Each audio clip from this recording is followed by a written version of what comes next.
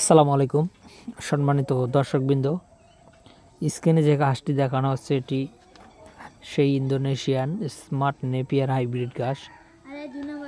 দর্শক শ্রোতা, এটি আমরা দীর্ঘ 5 মাসের মতো আমাদের এই জমিতে রেখে দেওয়ার পরে বর্তমানে এই ঘাসগুলো পরিপক্ক হয়েছে। দর্শক, এখন পরিপক্ক বলতে অনেক বয়স্ক কাটিং কিন্তু দিবে।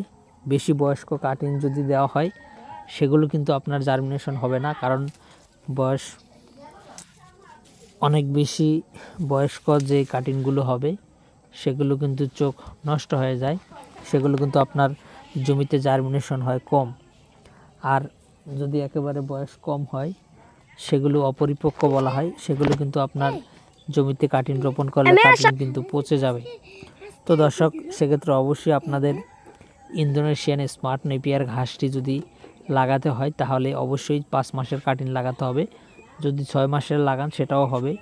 যদি 8 মাস বা 10 মাস 12 মাসের কাটিং কিন্তু বেশি বয়স হয়ে যাবে, আর 3 মাস 2.5 মাসের কাটিংয়ের বয়স কিন্তু কম বয়স হয়ে যাবে।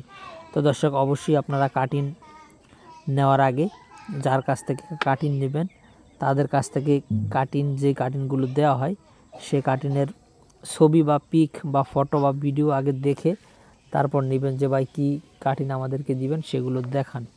তাহলে আপনারা আসলে দেখে যদি কাটিং সংগ্রহ করতে পারেন তাহলে আপনাদের জন্য ভালো হবে। দর্শক, আমরা যেই ঘাসগুলো দিচ্ছি সেগুলো কিন্তু 100% গ্যারান্টি সহকারে। আপনি যদি 500 কাটিং রোপণ করেন আপনার 500 কাটিংই জমিতে হবে।